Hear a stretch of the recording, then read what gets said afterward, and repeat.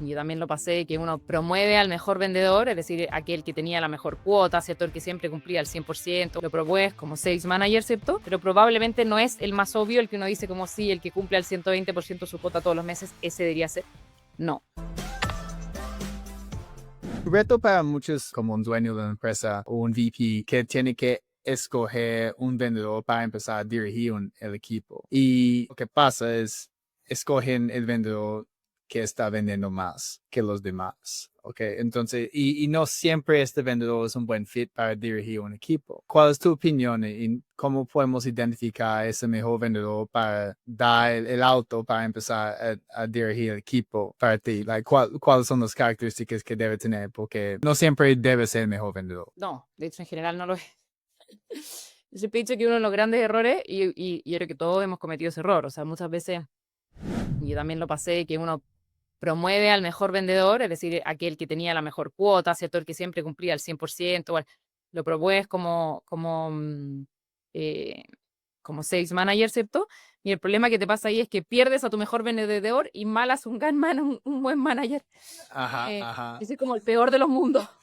Sí, Porque imagínate. efectivamente, en general, yo recomiendo que los jefes de venta no deberían vender, sino que se deberían dedicar a justamente liderar a ese equipo. Por lo tanto, pierdes esa cuota y además no tienes un buen... eh, y además, en general, esos ejecutivos de venta tampoco lo pasan bien liderando equipos porque son sus drives son distintos, ¿cierto? Entonces, efectivamente, pero yo no estoy en contra de promover a un ejecutivo de venta, eso para nada, de hecho creo que es algo súper bueno, pero probablemente no es el más obvio, el que uno dice como sí, el que cumple al 120% su cuota todos los meses, ese debería ser. No. En general, para mí el mejor jefe de venta, de nuevo, volviendo a esta definición, es aquel que es capaz de guiar a tus equipos a obtener los resultados. Por lo tanto, lo primero tiene que ser un jefe de venta o un ejecutivo de venta, ¿cierto?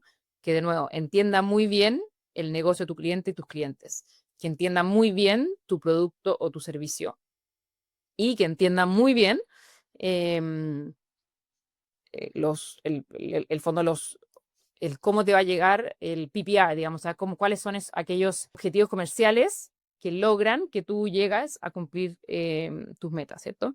Si nos vamos como al caso del día a día, yo siempre lo describo, quizá puede ser una palabra un poquito chilena, ¿cierto? Pero aquel ejecutivo de ventas que es súper ordenado con sus metas, que es súper ordenado con cumplir sus objetivos comerciales, que no necesariamente sean los clientes, ¿cierto? Pero que sí cumple con las llamadas, cumple muy bien con hacer las demos, ¿cierto? Cumple muy bien con el FRT, ¿cierto? En general es una persona que como en su ciclo de venta lo cumple muy bien y que mide muy bien el attainment mensual.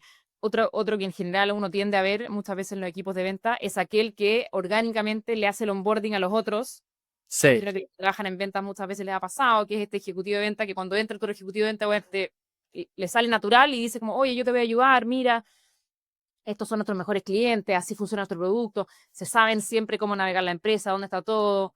Entonces, pero no necesariamente quizás el que cumple el 150%, ¿cierto? Pero sí sí. esa persona que uno siempre le pide que le haga el onboarding al otro, que le enseña a los otros a usar el CRM, que le enseña a los otros a cómo funciona nuestro producto. Ese probablemente es como uno de tus mejores candidatos para promover a ser el jefe de venta. Chévere, chévere, me gusta este enfoque. Muchas personas cuando están midiendo el desempeño de sus vendedores, ahí usan la famosa cuota, ¿ok? Cuota de ventas puede ser mensual, puede ser trimestral, pero para mí una cuota de ventas es lo que se llama un Lagging. lagging indicator, exactamente. Entonces, si alguien tiene una cuota trimestral y el vendedor, pues, no está a su cuota en el primer mes, tal vez le vendes como, pues, no, dame un poquito más tiempo y voy a llegar allá. Y luego llega el mes 3 y el vendedor está en como 40% de su cuota y es, ok, ahora tenemos problemas. Pero tenemos que identificar temprano, ok, si hay problemas con desempeño, si el vendedor no está haciendo suficiente actividad de prospección, de reuniones, de demos, de propuestas presentadas, lo que sea. Y todos esos de lo que estoy mencionando, chicos, se llama leading indicators. Entonces, aparte de esto, como lo básico, no sé, ¿has visto algunos otros indicadores que tal vez las personas no están generalmente midiendo, que son súper importantes? Sí, yo siempre a mí me gusta mucho como los frameworks y las buckets y como ordenar como mentalmente las cosas. Entonces yo siempre digo que no es que los lagging indicators sean malos, ¿cierto? O sea, siempre tenemos que medir cómo los ejecutivos de ventas cierran los negocios y ahí yo siempre recomiendo que estos serían los lagging indicators, ¿cierto? Porque uno los va a ver una vez que ya cerraron, ¿cierto? Una vez que ya cerró el mes o aquel periodo de venta. Sí, Pero ahí yo siempre digo que no solamente hay que medir este attainment mensual o trimestral, sino que también yo le sumo en general tres otros KPI buenos. Primero, el attainment mensual, trimestral, es decir, cuánto cumplieron de esa cuota. Eh, los números de clientes, porque en general las cuotas yo siempre recomiendo que sea en dólares, ¿cierto? En pesos, en UF, en whatever valor monetario exista, ¿no? En general en cantidad de clientes, salvo que estemos en muy, muy inicial, pero en general en valor. Entonces, el attainment mensual, la cantidad de clientes cerrados, la tasa de cierre y el ticket promedio.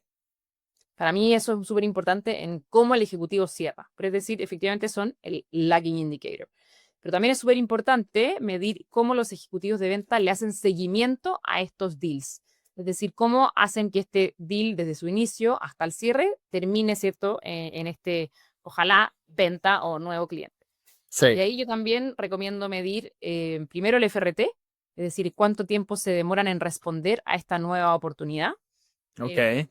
en general, si son ciclos de ventas cortos, yo recomiendo que sea muy rápido, o sea, menos de 30 minutos. ¿Por qué? Porque sabemos que si alguien, por ejemplo, está navegando por internet y llena un formulario o te pide una cotización, si te demora más de 30 minutos, esa persona ya se fue, se le olvidó que hizo eso, o sea, y ahí solamente va bajando las tasas de cierre. Entonces, eso medirlo muy bien. Y la gracia de medir todo esto es no solamente medirlo, sino que obviamente tomar acciones sobre esto, ¿cierto? Entonces, por ejemplo, en las cosas que nosotros hacíamos en Nuvox, es que cuando el FRT, es decir, la tasa de respuesta de esa primer oportunidad era más de 20 minutos, lo rotábamos a otro ejecutivo, o sea, le sacábamos esa oportunidad a ese ejecutivo y se lo pasábamos a otro. También medir el ciclo de ventas, es decir, cuánto se demora un ejecutivo de venta en hacerle seguimiento y en terminar de cerrarlo. Los toques por MQL, yo le llamo toques, pero al final es cuántas veces tú a una oportunidad le haces un contacto directo, que puede ser o un llamado, o un WhatsApp, o un mail, pero que sea un llamado, o sea, un contacto real, es decir, que haya Sí. una respuesta o que haya. Porque muchas veces también me pasa, y hemos visto que especialmente pasó hace 2 o 3 años cuando hubo este como boom de como pedidas de servicios SaaS durante la pandemia, ¿cierto? Que efectivamente las tasas de cierre subieron, la cantidad de MQL subieron, por lo tanto era más fácil, ¿cierto? Tocar una vez un MQL y después no volverlo a llamar. En general, uno, dependiendo de nuevo, del ciclo de venta, pero por lo menos uno debería tocar un MQL y de nuevo me refiero a tocarlo, es decir, un WhatsApp o un llamado, por lo menos Sí. 5 o 6 veces antes de descartarlo. Y eso lo veo muy poco. O sea, en general, los ejecutivos de venta lo descartan. Al primer llamado por teléfono lo descartan porque, no, no me va a comprar ahora, pum, lo descartan. Y eso en general no debería ser así, ¿cierto? Uno debería volver. Y de nuevo, ¿por qué? Porque en general en SaaS B2B cuando uno está comprando un software, el 70% de las decisiones al final terminan en una no decisión. No es que te haya Sí. ganado tu competidor, sino que el cliente que tú lo estás llamando termina volviendo al Excel, ¿cierto? Al status quo, a lo que Status sea que quo. hubiese Sí. usado antes, pero no toma una decisión de contratar un software. Por lo tanto, tienes muchas oportunidades para tratar de seguir vendiéndole a ese. Entonces, lo peor sería que se vaya con tu competidor, porque ahí justamente ya no le va a poder vender, ¿cierto? Pero en general, el 70% de las veces eso no pasa. Por Sí. eso yo siempre recomiendo volver a insistir, ¿cierto? Volver a tocar ese MQL. ¿Has leído el libro The Jolt Effect? ¿No? The Jolt Effect. Es de Ted McKenna. ¿Has leído Challenger Sale? Sí, Ok, es del mismo autor. autor. Es un nuevo libro. Súper recomendado porque es sobre este tema.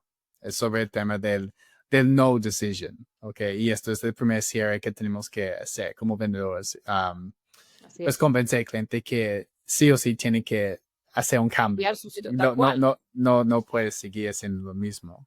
Claro. Por Um, eso ahí, volviendo a qué es lo que tienes que hacer un ejecutivo de venta, y es justamente, por eso tiene que entender también el negocio de tu cliente, porque lo más probable es que ese cliente no tome la decisión de utilizar tu software, ¿cierto? Y por eso tú lo tienes que llevar a que tome esa decisión en cómo le va a beneficiar a él o a ella, ¿cierto? En su negocio, usar este nuevo sistema. Pero bueno, volviendo un poco Sí. a los leading indicators, bueno, para mí ese FRT, es decir, cuánto tiempo se demora el ciclo de venta, los toques por MQL o cuántas veces los contactos efectivos. Hay gente que le dice actividades comerciales también, ¿cierto? Pero para mí lo importante es que sea efectivo, ¿cierto? O sea, no dejar un llamado y que nunca te contestó o un WhatsApp y que nunca... y por último, si estás vendiendo un software o algún tipo de servicio, los demos entregados también. Porque no basta solamente un llamado, sino que yo también creo que es súper importante dentro de uno de esos toques entregar o visibilizar una demo. ¿Por qué? Sí, Probablemente eso te va a evitar que después tu cliente se vaya más adelante, ¿cierto? O que haya un churn. sí, ¿Lo puede alentizar el ciclo de venta? Puede que sí, puede que efectivamente requieras una reunión más para hacer esta demo, pero después va a lograr que efectivamente ese cliente se quede en el tiempo y si tu empresa además tiene un clawback, ¿cierto? Te vas a ahorrar que te quiten esa comisión unos 3 meses más. Entonces es súper importante concretizar, ¿cierto? Cuál es el valor que le estás entregando a un cliente sí. a través de crear una demo. Es tiempo para vender. Oye.